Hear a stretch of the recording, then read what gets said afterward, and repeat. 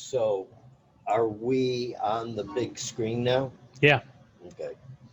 Okay. Hey, 7 o'clock Eastern, 6 o'clock Central.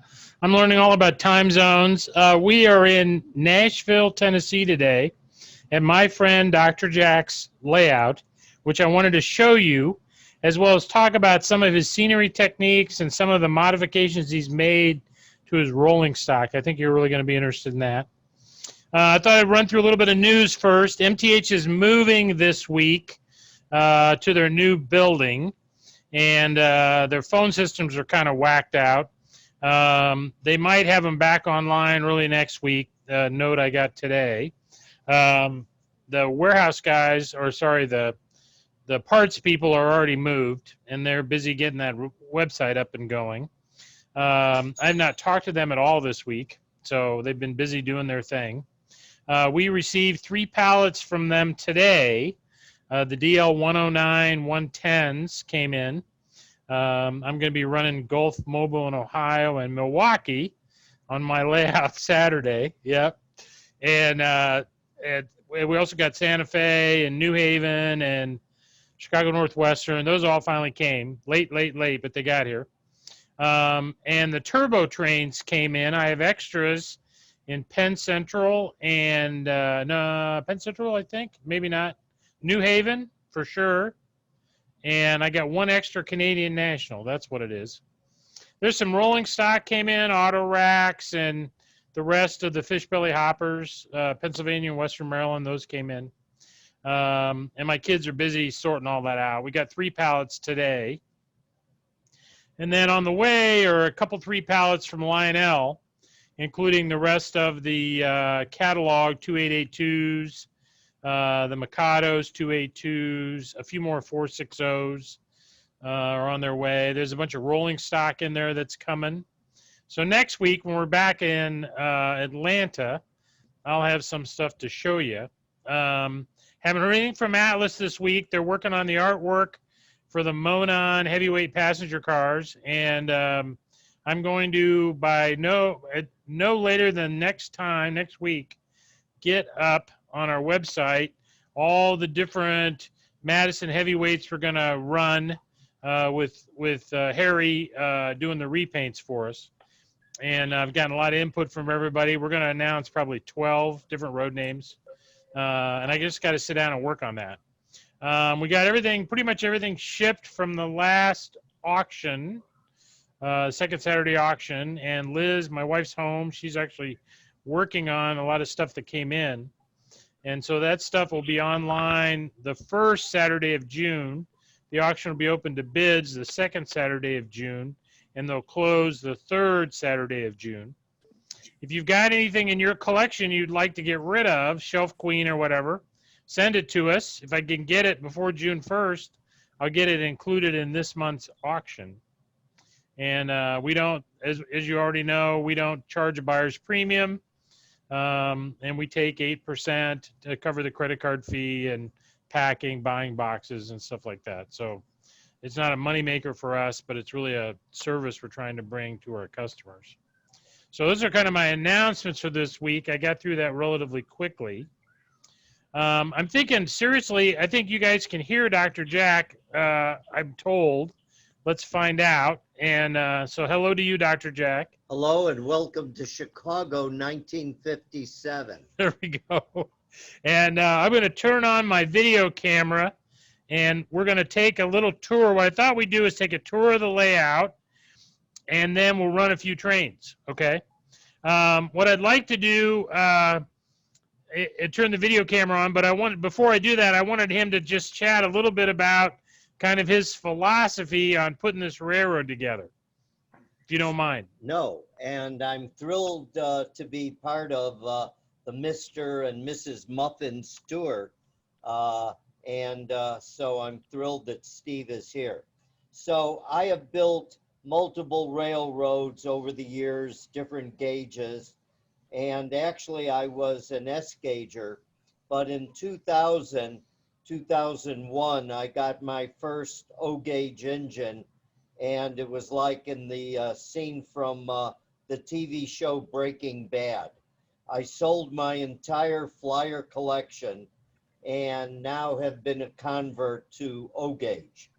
And what I wanted to do with this layout is I wanted the people that come and visit to be immersed in the layout. If you look at some layouts, they may be beautifully detailed, but all the little details are 10, 20 feet away. And as Steve and I walk around, you'll see that what this is you're inside the layout and you are walking around different peninsulas and it gets you immersed. And I find it gets people who visit much more engaged in the railroad. So we'll look at it, but none of the tables are more than 4 feet wide. And I have a good friend, Ken Cooper, who's a master designer and carpenter. Ken built each of these tables, and then I would come back, lay the track, create the buildings, do all the detail, and then Kent and I would do the wiring together. The other thing we did is because we're all getting older, the tables are very high. And this way I can sit on a stool and do wiring and work underneath without killing myself. So, and the other thing is it means that when you're looking at the trains and the details, rather than staring from above at just the tops of trains, many of the areas you're looking at eye level. And the other thing, finally, is a lot of the tables are different heights, and that gives you a very different perspective. The railroad in total is 79 feet long and about 30 feet wide. Now, the way we accomplish that is knocked out a load-bearing wall at one end of the house without the house fortunately collapsing and my wife killing me. But it's given me a lot of room, and you'll see what we did here. Most of the buildings I got from Steve. I use a lot of Cobra kits. I cut them up. First thing I do is throw the directions away, and then I just kind of recombinate them. And also, I love cutting up the MTH buildings. The way they're designed, they're great at modifying. Good. Okay, let's see if we can switch the camera. Can we do a sound check? Can you guys hear us okay? Yeah. Lionel or somebody give me the word. Yep. Here, hear you. guys. Okay, we're going to turn the portable camera on. Do you want me to carry this? I think with what you? I'm going to do is give you the headset. They care more about hearing from you than from me. Okay. And I'm going to turn this camera on. It's got a pretty good cord, and we'll see what we can do. We're changing cameras, guys.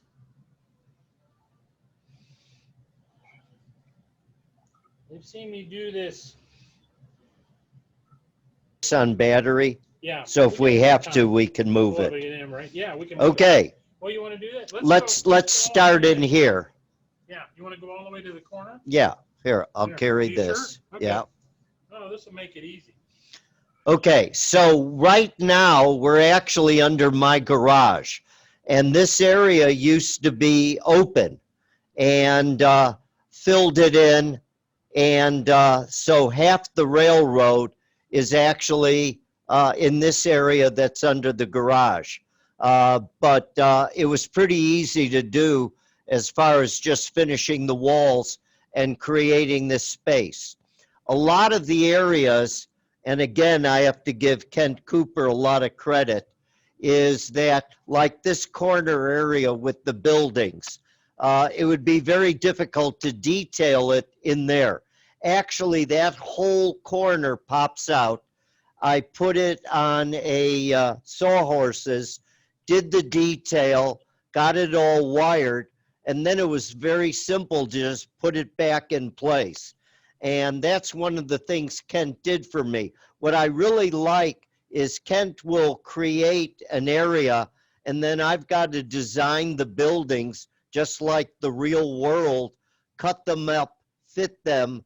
And the other thing I've noticed is if you look at real neighborhoods, the buildings are not all at right angles. If you look at a lot of modeling, the buildings are all on straight lines parallel to each other. That's not the real world. Buildings are often in certain areas very randomly located, fitting the terrain. And that's what I wanted to do. Besides the lighting, all the cars have LED lights in them. And then I've painted them. And I'm sure many of you know this, to create the brick mortar effect, I use a light wash of a white paint and then quickly wipe it off. I also use a lot of chalks. I find the weathered chalks that many of you are familiar with is a great way to weather buildings. And then I just cut them up and reshape them. So this is one of the corner modules that was built. The other thing is, if you look at the track, I paint all the track to give it a bit of a rust look. I've tried all kinds of colors, and it's interesting. The color I use is called leather, and it may not be exactly what you would see, but especially with the lights turned down, it's a nice color. The other thing is I use the gravel from Brennan's, and what I like about it, it's very easy to glue. And I also wanted to pick a color that would kind of blend in with the middle rail. All the track in this room is Cargraves. All the switches are Ross.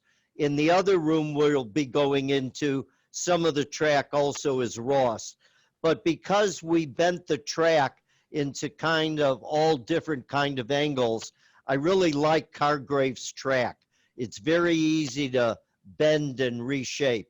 Now, behind Steve right now is a central island. This was put in after the rest of the room was done. And again, I wanted it so you could walk around it. This is one of the AAA turntables. And I wanted something that you could get very close to as far as the detail. There we go. Just switched. Okay, so you've seen most of what we've been talking about. Yes, there he goes. Yeah, because it would be a shame if you all sat there looking at Steve's face. That would be pretty depressing. Yeah. Okay, so we're good now. Please let us know if something goes wrong. Okay, so now we're going to look at this area. Lee, there's Mona and Hopper's here. Yep. I got him But from thanks a for the place Monon. called, yeah, Monon. I got it from a place called Mr. Muffins. Oh, look inside here. Oh, yeah. So you can see inside the train shed, there's a wood floor. Wow. That actually was pretty easy to do. All that is balsa wood with a lead pencil. My friend Ken Cooper, who built the tables, also is quite an artist, and he taught me a lot of technique. The clouds on the walls were from an artist that's part of our museum for many years, and she came and made the clouds for me. Liz is going to do clouds next week. Yeah. Now, a lot of the clouds were actually done with a sponge. I watched her do it, and the nice thing about a sponge, it gives you a very feathered look, which is what you want with a cloud. So this is now the yard with mostly my Milwaukee Road. And again, although I grew up in Chicago, my whole family's from Milwaukee. So I have to stick with Milwaukee Road, obviously. I have about 95 automobiles that I've lit with LEDs. Some of you may be familiar with the nano LEDs. They're wonderful for putting in the cars because they're so small. They're very, very easy to do. Have you shown the shelving underneath? No, I need to do So again, Kent, who did the tables, did a great job at building me shelving all over the area. And this, the nice thing about the shelving, it allows me to continue buying stuff from Mr. Muffins, which makes my wife so happy. She's just thrilled. In the corner over here is my coal mine. And I knew nothing about coal mines. I got a book about coal mines, and it's sort of a kit bash thing that I took apart different buildings and then created the coal mine in the corner.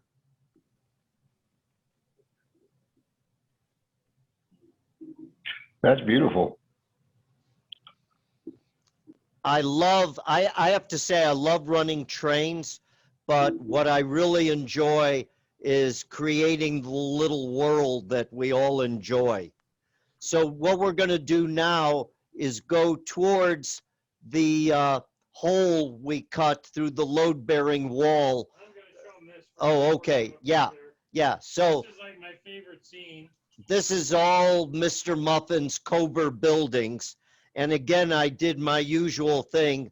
I take out the directions, throw them away, mix up all the walls, and then create a different environment, different angles. And what I really like to do is create something where you're looking at it at oblique or head-on angles. Because again, if you go into most old warehouse areas, industrial areas, the buildings have all kinds of shapes. Your camera's a little high. Thank you. There. That's what I wanted. That's awesome. All right, we'll go across here to this thing. Can we do that? Yeah, so we needed a transition area to go into the other room, and Kent built me the this beautiful bridge. And over here, you can see I'm using Ross track. Wherever there are exposed areas, I don't like the one thing with car graves is that you're seeing that metal strip underneath the rail. And it's fine when you're using ballast. But on bridges and areas where I don't have much ballast, I use the Ross track. And as you know, they're almost identical in contour to car graves. There's a little difference, but you can fiddle with it. I think they're both good tracks. So we're going to go in the other room. This is what almost caused the divorce, because to cut out the load-bearing wall that holds up the kitchen and the garage, we had to have both areas completely jacked up. And there's now a steel header in there. Oh, this is a kind of a testament, not a memorial because he's still alive, to my friend Ken Cooper, built all these tables. And this is Cooper Lumber and Building Supplies. And again, an MTH building, but I've modified it and repainted it. I use Katie couplers on all of my freight cars. I just think it looks better. We're going to talk and show you how on the passenger cars, I use Katie couplers, but in most of them, if you want the diaphragms to touch, you can't use scale Katies. It doesn't have enough of an arc of rotation. And what I use are Katie number 1s, and it works very nicely. So we're going to watch our step here, and we're going in back into the house, or the real part of the house. And right over here is the farm area. And I've got to show you, I'm sure I'm going to get the Nobel Prize for this. Can you see the windmill turning? And all it is a little motor inside the house behind it with a long kind of spring and brass rod that is just driving that. Probably will not get the Nobel Prize. I don't know, might be close. I've got Talk about improving the barn, you remember? So what I like is the fact that I've got to adjust everything to the already designed terrain. So I had to cut the floor of the barn at a bevel to make it fit in there. And I think that makes things a lot more realistic. Straight and flat is not all the world. Irregular, curved, different angles, that's the real world. You gonna go that way? Yeah. So let's go down here. Okay. So again, this demonstrates how you're inside the railroad, because this in the center is my stub station, but we can walk on either side of the stub station. This guy, can you see that, guys? Yeah. So the train station ends right here. And It's made out of three, sand pits, right? yeah, that's three MTH bank buildings that I cut up, put back together, reshaped and painted, and it looks more like a real station now. So now we're walking along the station, and then you're going to see the shed, which is from Bridge Boss. One side I left it open with the clear acrylic. On the other side, I actually covered the roof. So I can store 6 trains in my stub yard. I also have a subway system running underneath, because the people living in my railroad were complaining they couldn't figure out how to get to the station. So there's a subway that runs underneath. We got the lower track as well, right? Yeah, and this is also a Santa Fe. So originally I was going to limit myself to Milwaukee Road, but like many of you, we have trouble controlling ourselves. So since this is Chicago, it's Milwaukee Road, New York Central ran there, Santa Fe ran there, Chesapeake and Ohio. I do have 2 Southern Pacific engines, but I don't discuss it publicly. Are we still broadcasting okay? Yep. Good. All right. Now where Steve is where the trains go into the furnace room and turn around. And so this wall with all these buildings is on the other side of the furnace room. And if we have time, we'll take a look in there, but it's just a track elevated on a boards that allows the trains to come in and come around. But I like the effect that the trains just kind of disappear for a while. I think the more often the trains are visually out of your sight, the more interesting it becomes, rather than staring at them all the time. So we're going to walk back out of this limb of around the stub station and go to the other side. And again, you can, Subway down there? huh? Want to show them the subway down there? Yeah. And also, as you can see, we've got to walk inside the railroad. So here's the subway station underneath, and I have an MTH train. And actually on this side, I have a Chicago line that runs through here. I'm going to go back this way just a sec to show them this. Here, let me turn on the trolley. Got a little trolley barn over here. Another Corber kit. Yeah, I love Corber. They can be a pain sometimes Uh-oh. because you've got to trim them and work with them. Hang on, what did I do here?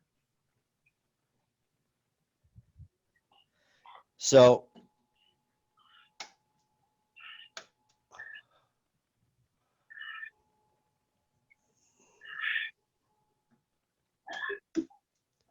here, somewhere the trolley's stuck. We'll find it.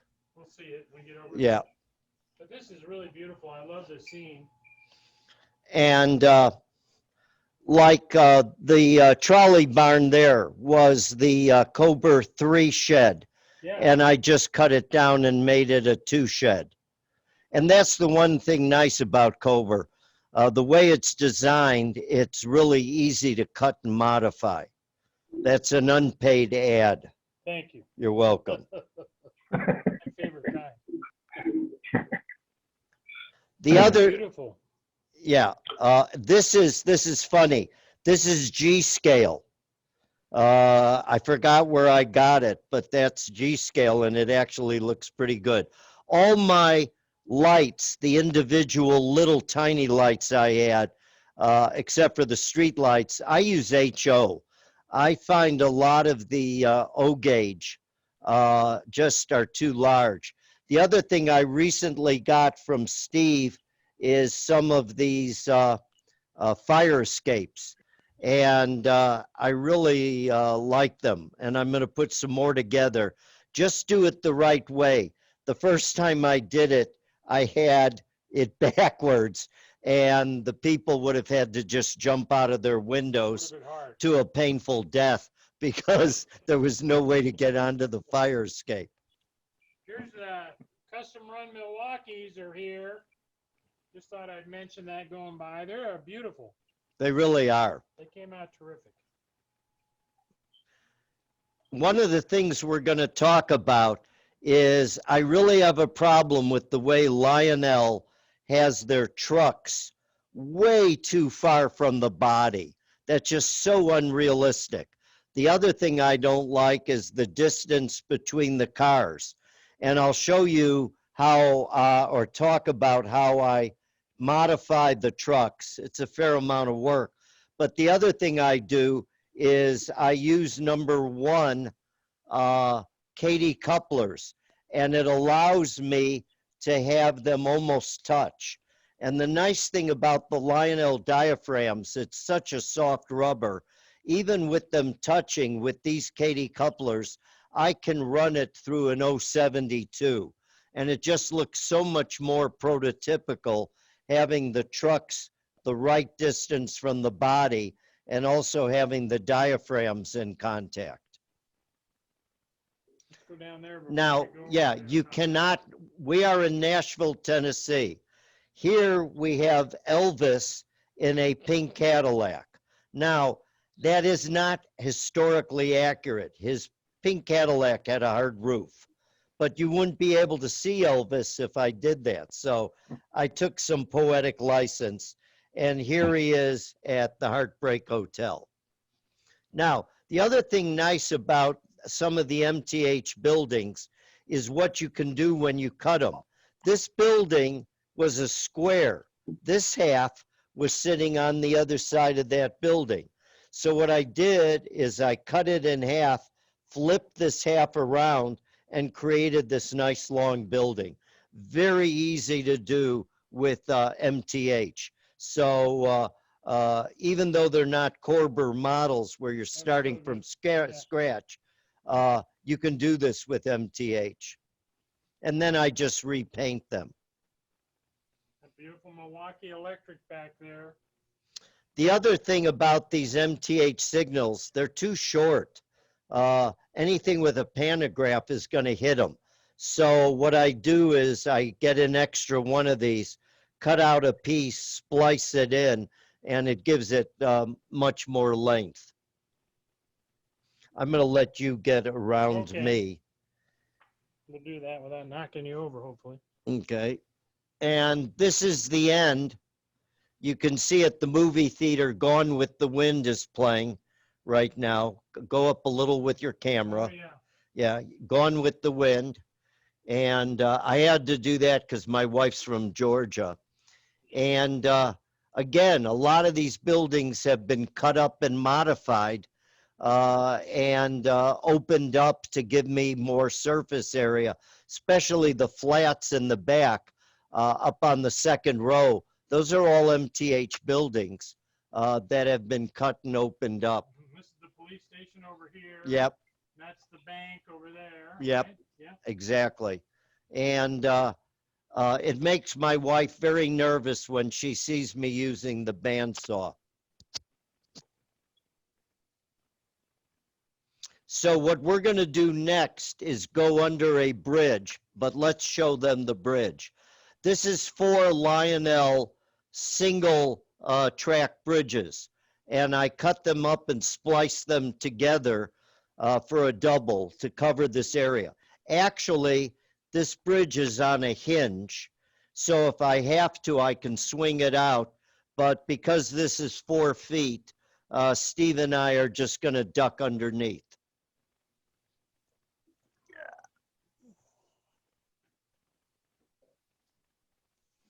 So again, you can see we're walking inside the railroad. Here's another peninsula that we can walk inside of. Again, that Greyhound station was originally a square, but it wouldn't fit in there. So I made it a modification. Also, this is, as you can tell, several MTH buildings. I know Steve has done the same thing on his layout, where it's great. The way these screw together, you can just keep adding as much as you want. Now, this is historically inaccurate. Do you see how that car has a flashing turn signal? Never happened. That car of that era didn't, you don't quite have it. Yeah, that car did not have a turn signal. That person should be holding his hand out the window. So I apologize for that bit of license there. These railings here are actually HO from Walthers, but what I did is I increased their height by adding a strip of plastic. There's a lot of HO products that you can actually easily modify to look more like it fits in scale. So here's another area with a yard. This is the back side of the factory. And actually what I did is I took an MTH subway platform, modified it, and put it on the back of the factory. This is now Ross Track. Fisher Brewing Company, Salt Lake City. My younger son lives in Salt Lake. Now, I'm going to apologize to all of you. I have the Southern Pacific brass engine, and just don't tell anybody I have this, but this engine is too neat. So actually, Southern Pacific, I forgot, was it Illinois Central? I think one of the railroads, they actually had a train that went through farther east, but it certainly wasn't this engine. Okay, over here are 4 MTH buildings. And what I did is, again, I cut them up and then I spliced them together to make a much longer and a 4-stall area.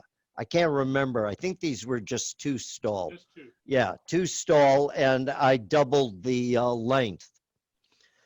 The other thing that's here, and I'll run it, that I really like is the Ross transfer table. They really did a nice job with that. And it's very, very reliable. Once you set it up, it always hits the mark every time. And I've been very happy with that. This was actually a late addition, putting this in. But it's a great piece of equipment. And it just so accurate. It really is great. So we've kind of done the railroad in general. What I was going to show you is a couple things. On the freight cars, I obviously just use Cady scale couplers. But on all my passenger cars, I use the Cady 1789 couplers. If you look at them, they actually look about the size of a coupler that's used on O-gauge. But the problem is they don't have the arc of rotation. So do you see that? So that's not a scale coupler, but the benefit is, I'll show it here. If you're going to put the diaphragms very close together, you need something that has a great deal of swing. And a scale Cady coupler can't do that. And so if you try to use those and have the diaphragms touching, the cars will derail. The other thing you can see the difference if you get close to this is comparing the distance from the body to the truck. This is what it should be. This is how it comes out of Lionel, and this is a car I haven't done, but it's just too big a gap. And what I do is not that complicated.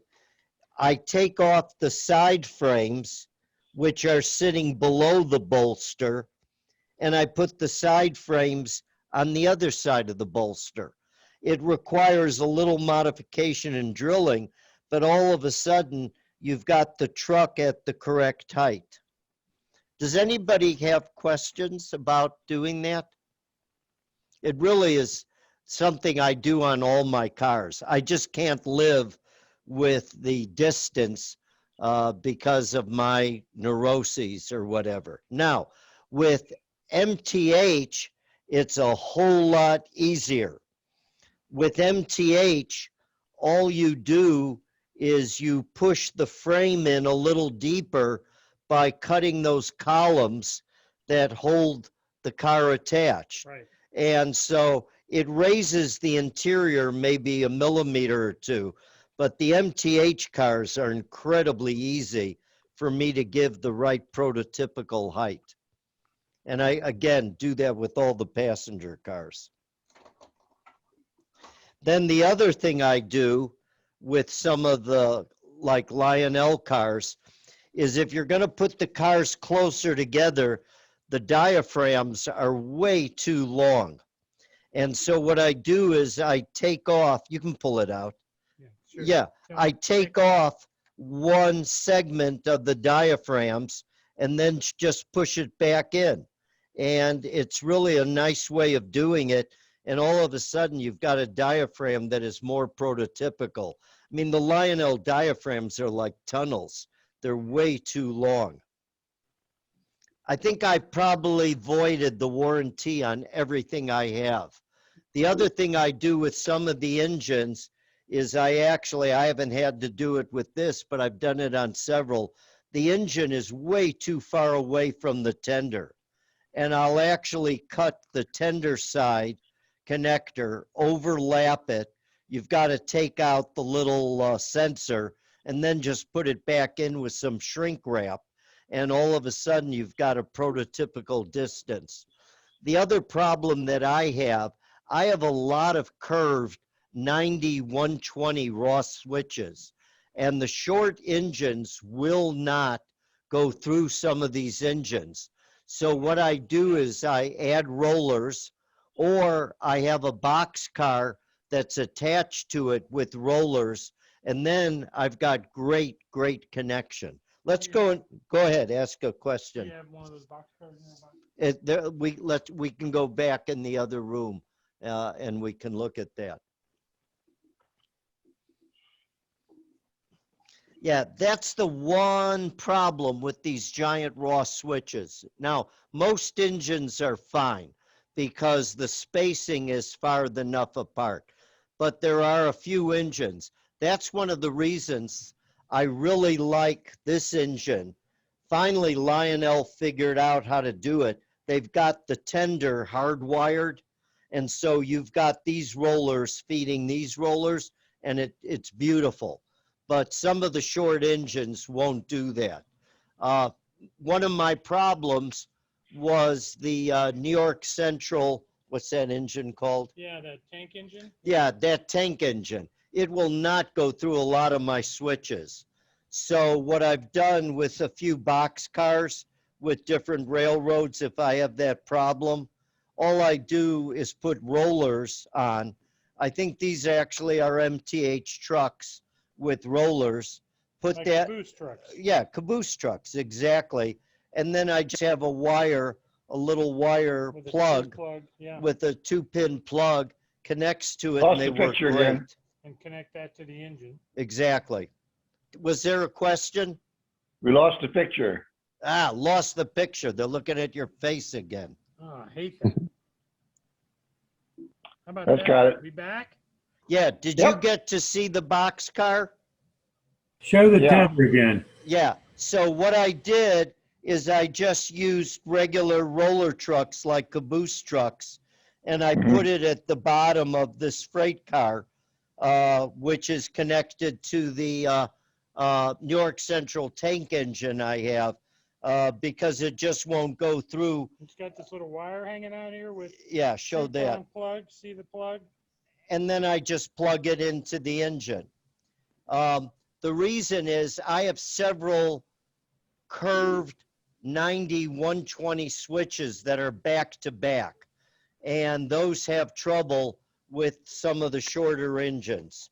Also, I've done that with a couple passenger cars, which is even easier to do because they've already got the rollers. Yeah. Why don't you, can you get into there and show this?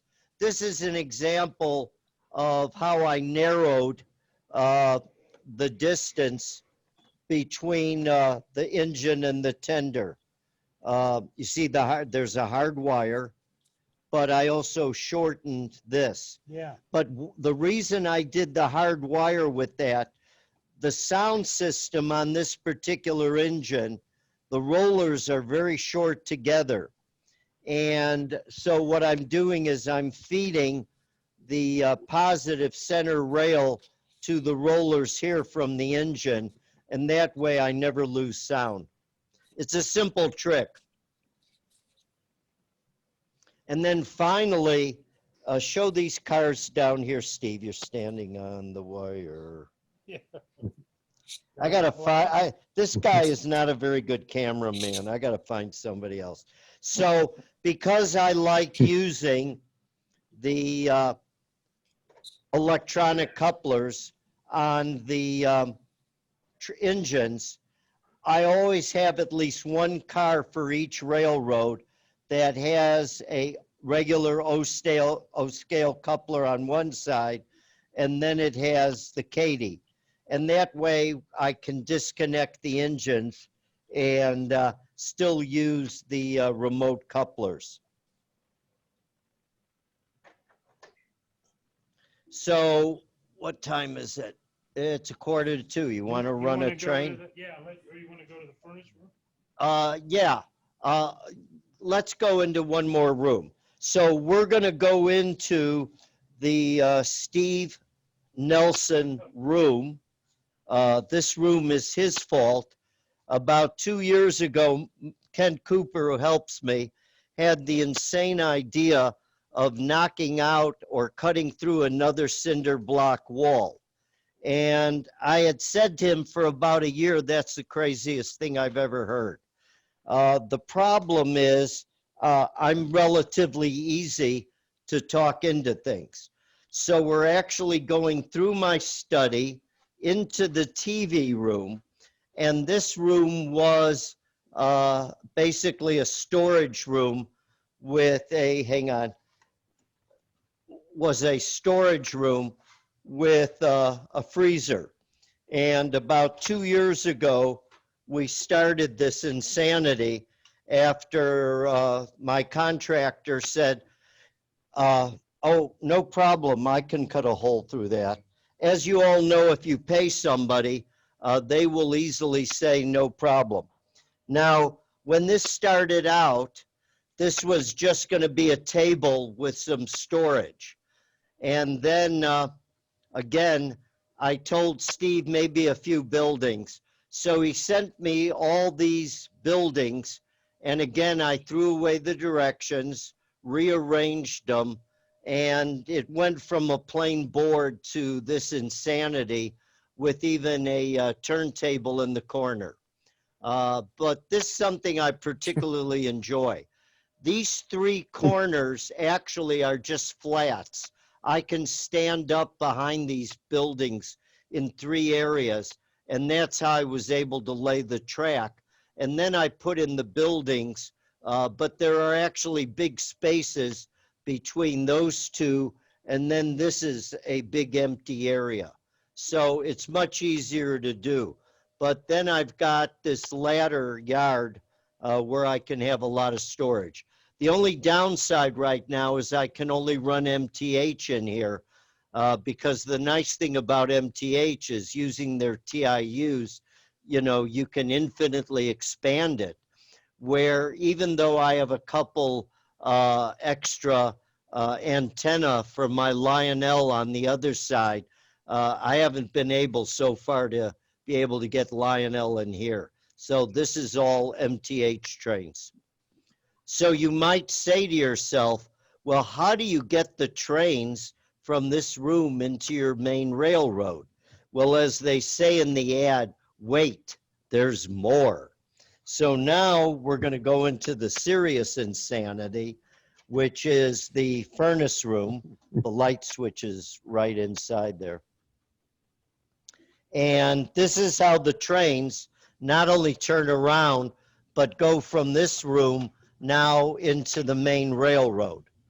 And you can imagine the HVAC people think we're insane. And about 3 months after we put this in, that unit went. Fortunately, Kent is such a smart carpenter. This segment here is a pop out. So I run trains from that room in back into the main room. I also have a little red flashing light that goes on in the other room if these switches are thrown, so to avoid a wreck. Shall we run a train? Yeah, let's run a train.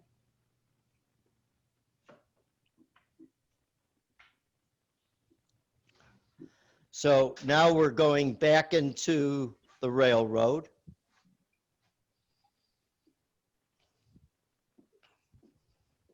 No one's ever going to buy this house. I mean, what we're going to have to do is put an ad in the paper, model railroad for sale, comes with house.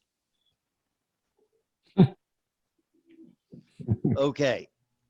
Steve, if I can give you your laptop Okay, to hold, I will get a train going.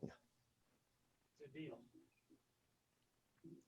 Okay, so I actually just got these Milwaukee roads yesterday. My children, as you can tell, are not going to inherit anything. I got to go into this room to get the signal. Hang on.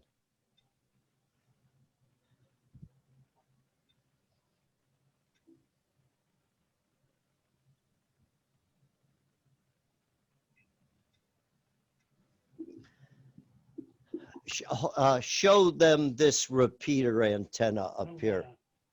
So I've got two repeater antennas that we put in to try to expand the Lionel, but the technology is just so different. There's no way, at least I have found, and I'd love if somebody has a better idea to be able to expand it. So let's get this engine going. This is the dispatcher. Start up and hold. Over. Okay, let's get to work. Out.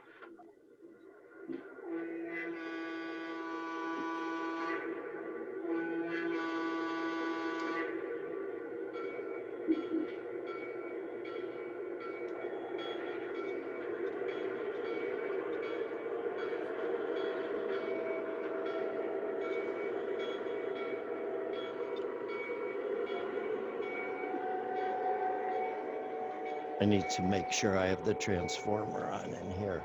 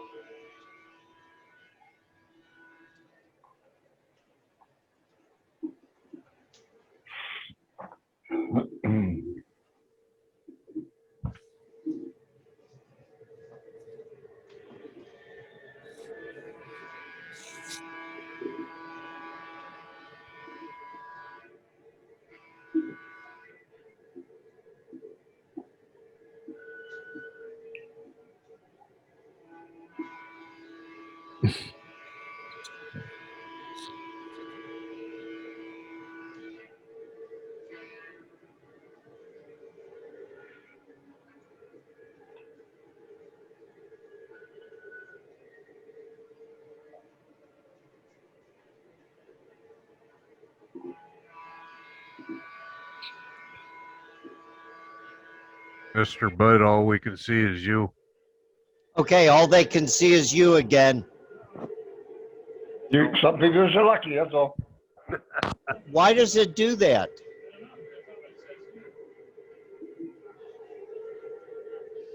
All right, let's get another train going. Huh? I got too far away, or Can you see the trains now? I see it on there. Yes, we see him now. Yeah, you're good. Let's start another train. Cool. Stay in here by the signal. How about that?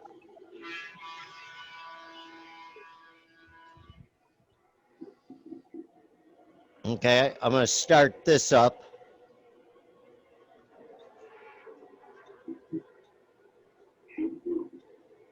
Dispatcher here. Do you copy? Over. Copy. Over. Please start up and stand by for track orders. Roger that. Ready to move. Out.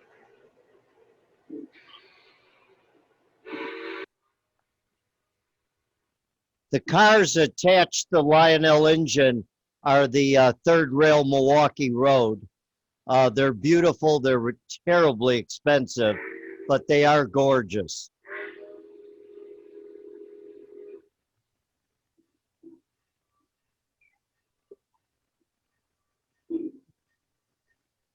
Lionel did a really nice job of putting the tender close to the engine with that cup, the connector they have that expands.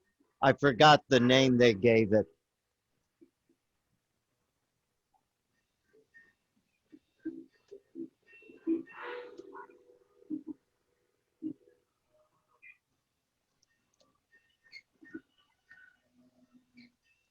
Okay, I've been fired. The switch is in the wrong position. I will turn in my badge.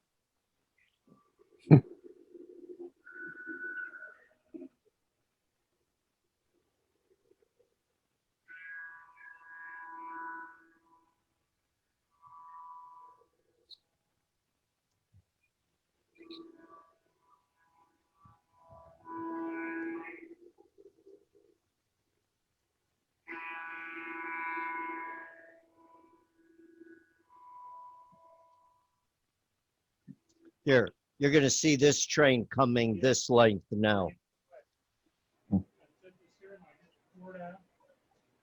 Good.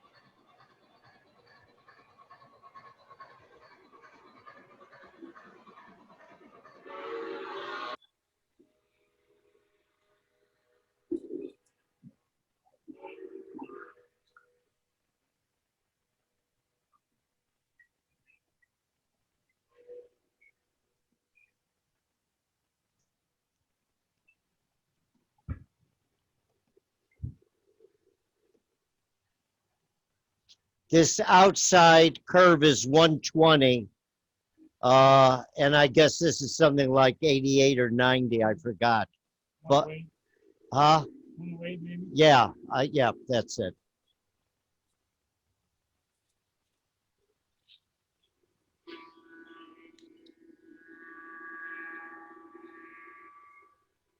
The one thing Lionel does so much better than MTH is on the three wheel trucks, having them all having flanges looks so much better.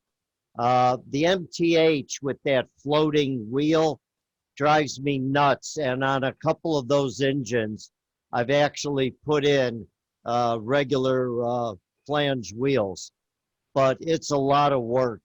And I'm not sure why MTH hasn't figured that out. All Lionel does is there's a real big lateral movement of that third wheel that is not connected to the gears. And by doing that, it easily can go into a 72 and probably even tardier.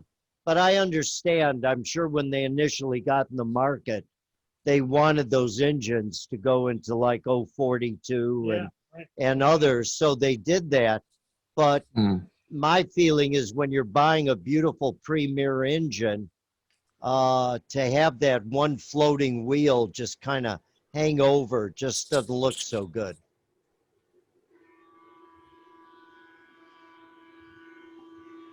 We haven't gone into my workroom. You want to do that? Yeah. We're going to do one thing while we got a couple minutes and go into the workroom. I'll carry the computer. Yep. You lead.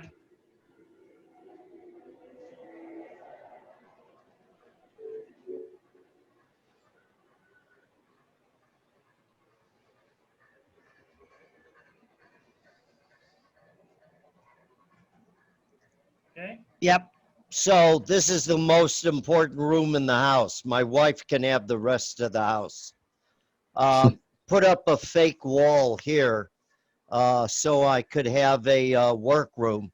And as you can see, I've got a track that runs in here from the railroad. So I can bring the trains into here because as we know, it would not be prototypical if I actually picked up an engine and walked into here. Oh my God, that would be terrible. And so I can drive the trains into here. I just got this from Steve, is the substation, and he just brought these beautiful woodland scenic fences, chain link fences, and I have to say they're really excellent. So my next project is putting in the substation somewhere in the railroad. But this is my operating room, working room, and this is where I hide. Well, what do you think? You want to say goodbye? Do we have any other questions? Yeah, there was a couple of questions that were asked earlier in chat. One of them was, what are you using for control and power? And the other one was, how do you control your switches? So the trains are running on 3 MTH, what are they, 4000s? Yeah. So I have 3 of those. I just find they're so reliable. But then because of all the lights and accessories, I actually have several 12-volt transformers that are used for outdoor lighting. And I find for some of the stuff, it's excellent. The switches are all tortoise switches, and I forgot, but those are on a low voltage too. But when everything's turned on, I actually have 14 transformers, but a lot of them are the lights. Now, the reason I need so much power, I never got into LEDs for lighting. Even the yellow LEDs, I just don't find have that nice warm look that light bulbs have. So I've got probably 1,000 light bulbs, and that is a tremendous draw on the electricity. And so that's why I have so many little old transformers. What was the other question?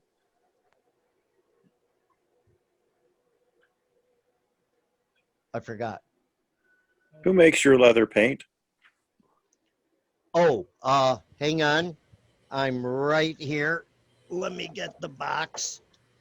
Yeah, I probably have kept leather in business. These are Model Master number 1736 leather. I assume they still make it. Yeah. But it's just, I tried a bunch of different colors and I just found it gave me the look I wanted for the weathering of the rails. Anything else? Yeah, the other question was, I assume you're using Legacy and not using DCS at all? Right. I'm Legacy. No, I have MTH DCS. I have 2 of those controllers also. So when I'm running my MTH, I'm just using regular DCS controllers. I like the way they function. I like the fact that you don't have to load data. I wish Lionel stops the fact that Lionel no longer sends you the little module to load means you got to do it manually. And what I think is great about DCS is you put a new engine on the track and it loads itself. No, absolutely. I use both controllers. Great. Now, I turn it over to the great Mr. Muffins. Thank you, Doctor. Thank you. This was fun. Thank you. That was a great tour. I love your sense of humor. Thank you, sir. There we are. Hey, we ran a little long. Hope that's okay. Thank you all for joining us down here in Nashville. I will see you back in Atlanta, Indiana. I almost said Carmel. See you back in Atlanta, Indiana next Tuesday. Thanks for joining. Bye-bye. Thank you. All right, Thank you. thank you very much. Thank you Have a very good much. evening, y'all. Thank you. Thank you.